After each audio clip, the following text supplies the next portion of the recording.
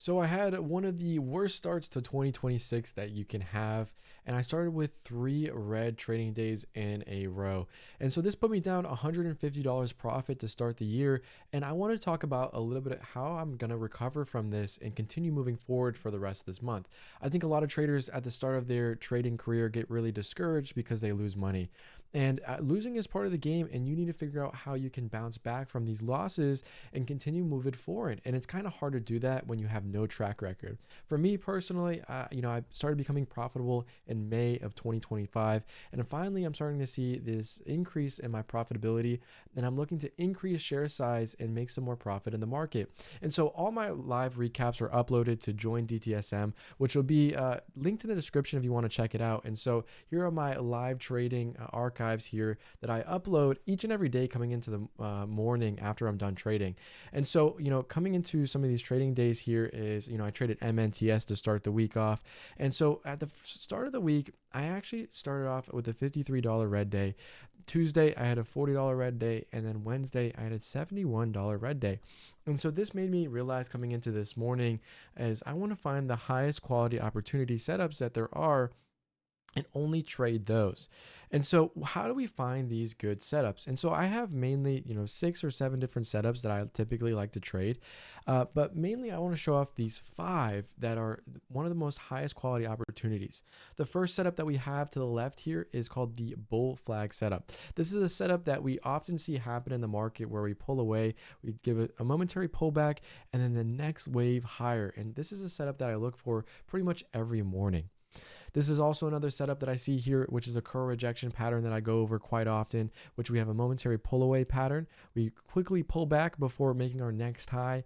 We have an ATGL setup, which we have, multiple candles on low volume come up here, and then immediately that sharp pullback. Typically, I don't like trading this setup. I stay away from it, but every now and then it gives you a really nice opportunity for a potential squeeze. We also have the ABCD, or what I like to call the alphabet pattern. This pattern is a setup that is often a failed bull flag setup that turns into something that's very magical and can produce a lot of profit. And then lastly, we have this little bit of a dip setup here that dips down and then gives you that next squeeze higher.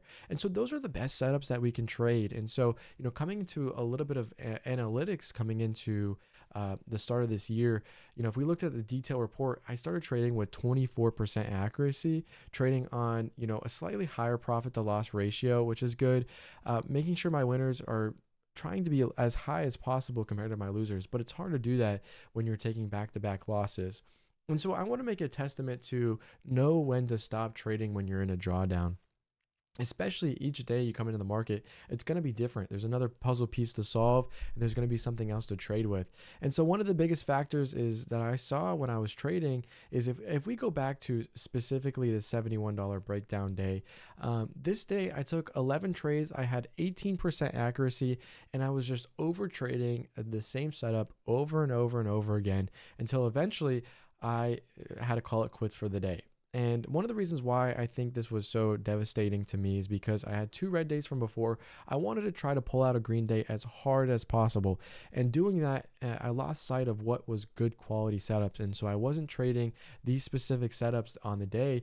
I was trading anything that was moving. And the only stock that was moving at the time was CIDO. And so oftentimes the stock would pull away and pop up and drop down and pop up and drop down. And I was trying to make something happen and make it work, and it just wasn't. And so this whole recap was actually broken down with level 2 live data, so you can see some of my order executions over on the website. But 18% accuracy is just unacceptable. But what did I do to not go even further red? Because I could have easily spiraled into, a $300, $400 loss. And one of the biggest things that I see here is on each day, as I continued going red further and further, I would reduce my share size. And so my losses were actually getting smaller, and I was starting to move towards profitability. And then coming into this morning, what ended up happening was, let's go back to the calendar here for January. I ended up pulling out a nice green day here, finally for the extension back up. And so now we're on a little bit of curl. I reduced my share size going into this morning, trading only the highest quality setups, and that produced around 80% accuracy, which just under $50 a profit, finally moving in the right direction. And so, how do we know when to size down compared to size up? And so, today was not the day for me to size up. Why? Because I'm looking for the highest quality opportunity and reducing my share size to protect a little bit of risk because I'm already in a drawdown to protect myself. And so, honestly, if we go to, let's pull up a little bit of a paint.net situation here, and I'll break down exactly what I'm thinking in my eyes. So let's say we have a P&L chart. This is kind of your midpoint here. And so oftentimes, you'll see yourself start to go green. You'll have momentary pullaways like this.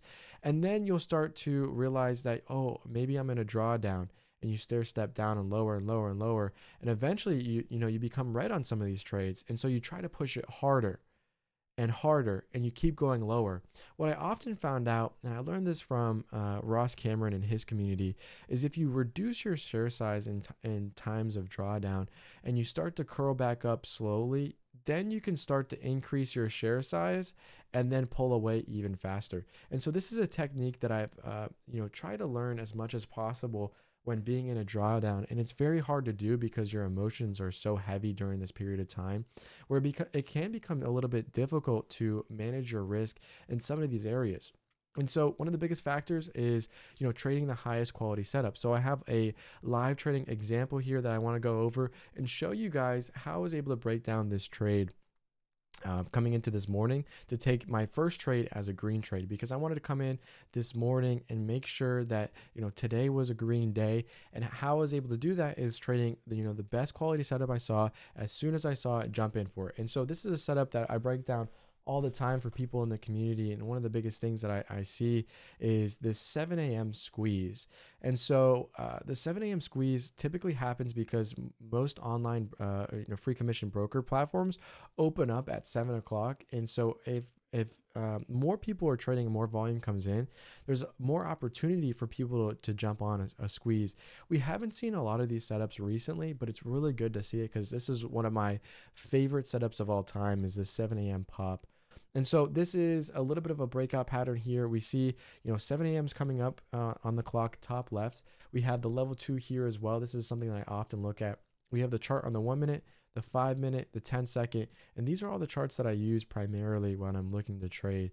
And so the first setup that I'm looking for here is for a dip off consolidation, and I'm looking for that next leg higher. And so we can kind of see here that we're holding the support level, which is good. We already dipped down below VWAP, and then now we're looking to see if this one wants to hold support. We're coming into 7 o'clock, so I'm looking for more volume to come through on the tape.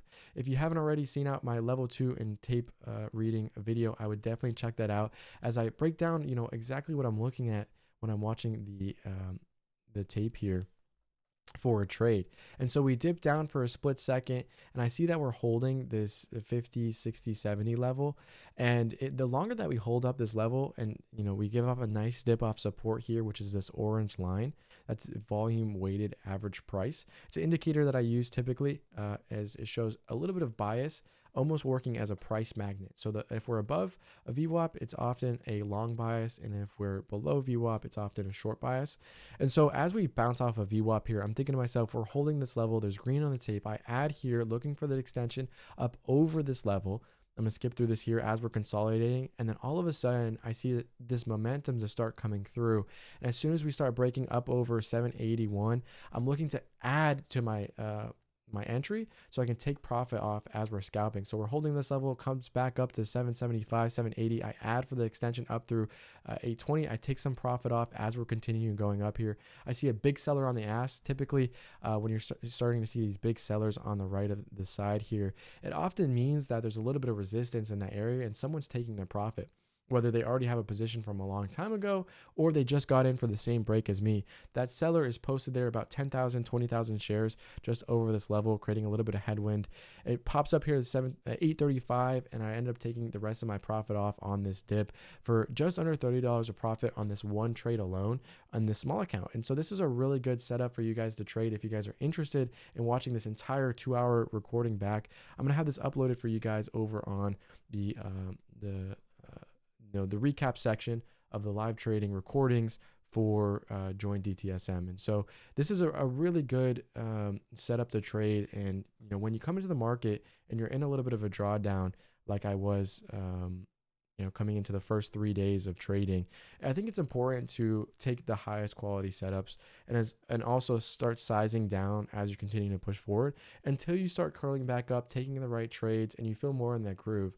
The past 3 or 4 days, I didn't feel comfortable in some of the setups that I was trading. And so, coming into today, I felt really like I was in the flow state of trading and really pushing and prodding at some of these setups, and it was working out. We traded FLYX, which also made a really nice squeeze coming into today as well, which ended up breaking up over, this level. So Acon ended up squeezing, and then we had FLYX, which was also a really nice gainer coming into this morning. The flow of this one was 5 million shares, but you could see here it made a really nice squeeze and extension as it continued moving up further. My first entry was actually this green arrow here at 420. As it was breaking up over this level, I took this squeeze and stab as it continued moving up higher, and I ended up taking some more trades, finishing up just under $50 of profit on the day, trading with a little bit smaller share size than I want to trade to get out of this drawdown. And I finished up today 80% accuracy, and slowly pulling our way out of this drawdown. So I hope you guys found a little bit of benefit from this recording session and trying to take some of the strategies that I use when trading in a drawdown, because I know a lot of traders are not profitable at the minute. And I was there too. It took me a while to start moving in the right direction. And one of the biggest factors that I noticed was, some people, when they take trades, they need to take less trades and higher quality, and also reducing the share size so they can protect some capital is super important when trading. So this was a quick video to break down, my worst start to 2026 and how I'm going to be able to recover it. So coming into Friday, Saturday, Sunday, Monday, hopefully we can start seeing a couple more green days and start pulling away in our P&L and get back to profitability within this month. So thanks everyone for tuning in. If you haven't already, check out Join DTSM and drive the stock market in the community over there. I'm sure we'll be happy to have you a part of the community. So thanks everyone, and we'll see you in the next video shortly.